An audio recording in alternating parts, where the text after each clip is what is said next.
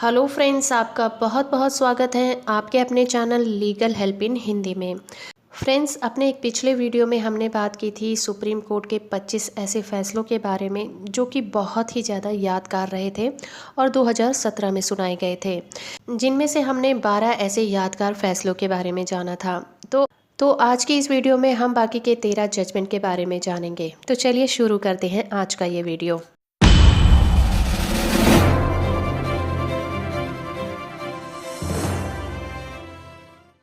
अगर हम 13वें ऐसे यादगार जजमेंट की बात करें जो कि सुप्रीम कोर्ट द्वारा सुनाया गया, तो उसमें था कि कानूनी उत्तराधिकार शिकायतकर्ता को दंडित कर सकता है। न्यायमूर्ति A.K. सीकरी और न्यायमूर्ति अशोक भूषण की पीठ ने हाई कोर्ट के उस फैसले को सही ठहराया जिसमें उसने कहा था कि अगर 1973 की संहिता ये चाहते हैं कि ऐसे मामले में जिसमें वारंट जारी हुए हैं पर शिकायतकर्ता की मौत हो जाती है, तो ऐसी कंडीशन में शिकायतकर्ता की शिकायत को रद्द कर दिया जाए, तो इस तरह के प्रोविज़न का उसमें जिक्र होता है जो कि नहीं है। शिकायतकर्ता के कानूनी उत्तराधिकारी उसको दंडित करवा सकते हैं, पर शिकायतकर्ता की मौत हो जाती है तो उस कंडीशन में जो शिकायतकर्ता है उसकी शिकायत को रद्द कर दिया जाए, लेकिन इस तरह के प्रोविज़न का उसमें जिक्र नहीं है। इसलिए जो शिकायत करता है उसकी मौत के बाद उसके कानूनी उत्तराधिकारी अपराधी को दंडित करवा सकते हैं। नंबर 14 पर बात करें सुप्रीम कोर्ट के जजमेंट की, जो कि था उपहार कांड के दोषियों को सजा देना। सुप्रीम कोर्ट ने उपहार सिनेमा के मालिकों में से एक 69 वर्ष के गोपाल अंसल को 1 साल के लिए जेल भेज दिया। इस सिनेमा हॉल में 1997 में आग लगने के कारण 59 लोगों की जान चली गई थी, पर कोर्ट ने ये बात कायम रखी कि उसके भाई सुशील अंसल को 5 महीने की जेल की सज़ा मिलेगी और जो वो पहले ही भुगत चुका है। कोर्ट ने कहा कि इस घटना के कारण लोगों को जिस तरह की तकलीफ हुई है और जो जाने गई हैं उसको देखते हुए अंसल पर लगाए गए 30 करोड़ का जुर्माना पर्याप्त नहीं है और इसमें वृद्धि करने की बात भी कही गई थी। सुप्रीम कोर्ट के 15वें बड़े जजमेंट की बात करें तो आईपीसी की धारा 498A का दुरुपयोग रोकने के लिए दिशा निर्देश जारी किए थे। 2 जजों की पीठ ने आईपीसी की धारा 498A का दुरुपयोग करने को रोकने के लिए दिशा निर्देश जारी किए थे। न्यायमूर्ति A.K. गोयल और यू ललित ने कहा कि धारा 498A को इसलिए जोड़ा गया था ताकि पतियों या उनके रिश्तेदारों के हाथों पत्नियों का शोषण रोका जा सके, क्योंकि कई बार ऐसी यातनाओं की परिणति महिलाओं को आत्महत्या या फिर हत्याएं भी हो जाती हैं। बात करते हैं 16वें जजमेंट की, जमानत की अर्जी का जल्दी से निपटारा किया जाना। सुप्रीम कोर्ट ने अदालतों को निर्देश दिया कि वे जमानत की अर्जी को 1 सप्ताह के भीतर ही निपटा देंगे। सुप्रीम कोर्ट ने इन अदालतों में जो पेंडिंग पड़ी आपराधिक मामलों को शीघ्र ही निपटाने का निर्देश दिया था। बात करते हैं 17वें जजमेंट की, जिसमें कि सुप्रीम कोर्ट ने कहा आयकर रिटर्न को आधार से लिंक करना सही है। सुप्रीम कोर्ट के न्यायमूर्ति A.K. सीकरी और अशोक भूषण की पीठ ने आयकर अधिनियम की धारा 139A के तहत आयकर रिटर्न को आधार से जोड़ने को संवैधानिक ठहराया था। हालांकि पीठ ने उस खंड को लागू होने पर रोक भी लगा दिया जो आधार के निर्णय से प्रभावित होने वाला है। संविधान पीठ के सामने जो मामला है उसमें आधार की वैधता को चुनौती दी गई थी। बात करते हैं 18वें जजमेंट की, जिसमें कि सुप्रीम कोर्ट ने कहा राज्य संसदीय सचिव का कार्यालय स्थापित नहीं कर सकता। सुप्रीम कोर्ट की न्यायमूर्ति J. चलमेश्वर, R.K. अग्रवाल और A.M. सप्रे की पीठ ने असम संसदीय सचिव नियुक्ति, वेतन, भत्ते और दूसरी चीज़ों के लिए अधिनियम 2004 को असंवैधानिक करार दे दिया था।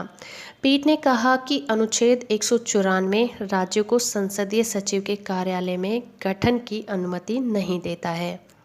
बात करते हैं 19वें जजमेंट की, जिसमें कि सुप्रीम कोर्ट ने कहा चेक बाउंस के मामले में अगर शिकायतकर्ता को मुआवजा मिल गया है तो मामले को बंद किया जा सकता है।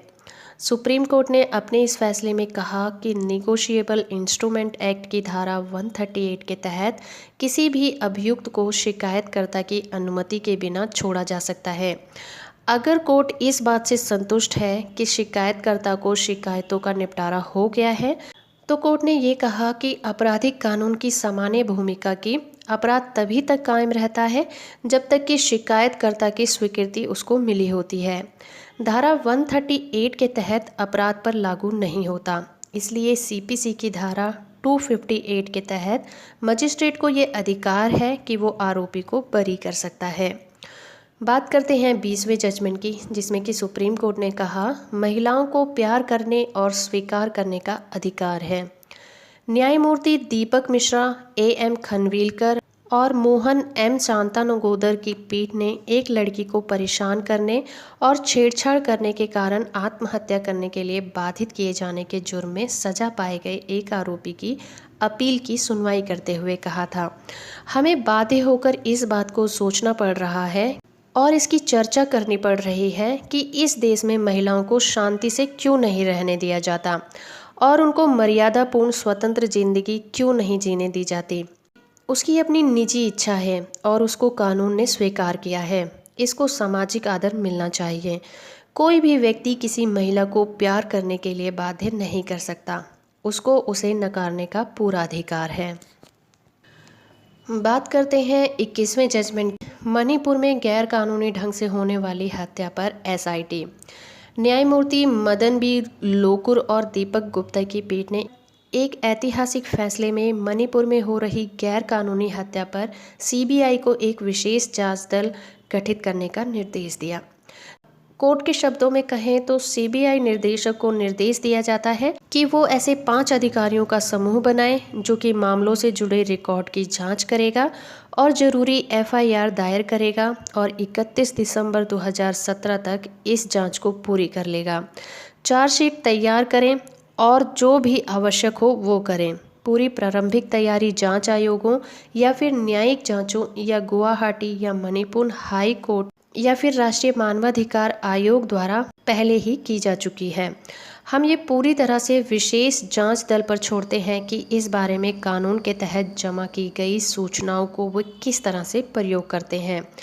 हम मणिपुर सरकार से उम्मीद करते हैं कि वो इस जांच दल को पूरा सहयोग देंगे। हम ये भी उम्मीद करते हैं कि इस जांच दल को भारत सरकार पूरा सहयोग देगी ताकि वो बिना किसी रुकावट के समय पर जांच पूरी कर सकेंगे। सीबीआई के निदेशक टीम के सदस्यों का चुनाव करेंगे और इसके गठन के बारे में 2 सप्ताह के भीतर बताएंगे। बात करते हैं 22वें जजमेंट की, जिसमें सुप्रीम कोर्ट ने कहा हर एक लेखक को अपना विचार पूरी स्वतंत्रता से रखने का मौलिक अधिकार है। न्यायमूर्ति दीपक मिश्रा, एएम खनविलकर और डीवाई चंद्रचूड़ ने प्रोफेशनल कंचा इलिया की पुस्तक समाजिका स्मगलुलु पर प्रतिबंध लगाने वाली याचिका को खारिज कर दिया। विचारों की स्वतंत्रता को लेखक का मौलिक अधिकार बताते हुए कोर्ट ने कहा कि जिस तरह की ये पुस्तक है वैसी पुस्तक पर प्रतिबंध लगाने की मांग को बहुत ही सख्ती से देखने की ज़रूरत है, क्योंकि हर लेखक को अभिव्यक्ति और अपनी पूरी बात करने का अधिकार है। किसी एक लेखक की अभिव्यक्ति की स्वतंत्रता पर पाबंदी लगाने को हल्के में नहीं लेना चाहिए। बात करते हैं 23वें जजमेंट की। 10 साल तक की जेल वाले अपराधों में आरोपी 60 दिनों के बाद जमानत का हकदार होगा।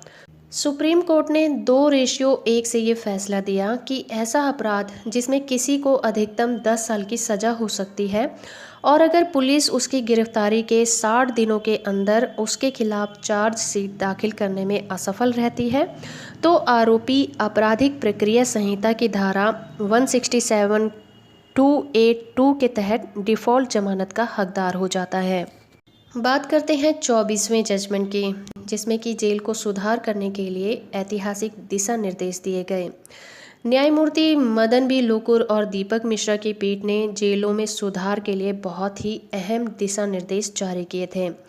कोर्ट ने जेलों में होने वाली अप्राकृतिक मौतों के बारे में राष्ट्रीय अपराध रिकॉर्ड ब्यूरो के आंकड़ों और राष्ट्रीय मानवाधिकार आयोग द्वारा जेलों में होने वाली आत्महत्याओं के बारे में उपलब्ध कराए गए आंकड़ों पर गौर किया। इस तरह के तथ्यों और आंकड़ों को रेखांकित करते हुए कोर्ट ने देश भर के जेलों में कैदियों की हालत को सुधारने के लिए इसमें भारी परिवर्तन किए जाने की ज़रूरत पर जोर दिया ताकि जेलों में कैदियों की अप्राकृतिक मौतों को रोका जा सके और इसमें कमी लाई जा सके। बात करते हैं आखिरी और 25वें जजमेंट की, जिसमें कि सीजेआर की याचिका को 25 लाख के जुर्माने के साथ खारिज कर दिया गया। इस फैसले के लिए शायद 2017 में सुप्रीम कोर्ट की सबसे ज़्यादा आलोचना हुई थी।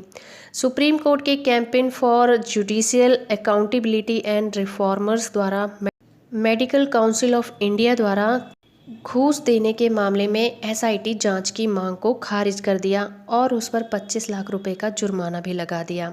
कोर्ट ने कहा कि एडवोकेट कामिनी जायसवाल और प्रशांत भूषण द्वारा मुख्य न्यायाधीश दीपक मिश्रा पर लगाए गए आरोप अपमानजनक और अवमाननापूर्ण है, इसलिए उनकी इस याचिका को खारिज किया गया और उन पर 25 लाख रुपए का जुर्माना भी लगाया गया। तो फ्रेंड्स, ये था आज का हमारा वीडियो, जिसमें कि हमने जाना फेमस जजमेंट्स के बारे में जो कि बहुत ज़्यादा ही पॉपुलर रहे थे। उम्मीद करती हूँ आपको ये वीडियो पसंद आया होगा। अगर आपको ये वीडियो अच्छा लगा है तो आप इसे लाइक करिए, शेयर करिए, और अगर अभी तक आपने मेरे चैनल को सब्सक्राइब नहीं किया है तो सब्सक्राइब कर लीजिए और साथ में दिए गए बेल आइकन को ज़रूर प्रेस करिए। तो फ्रेंड्स, आज के लिए इतना ही। मिलते हैं अपनी नेक्स्ट वीडियो में।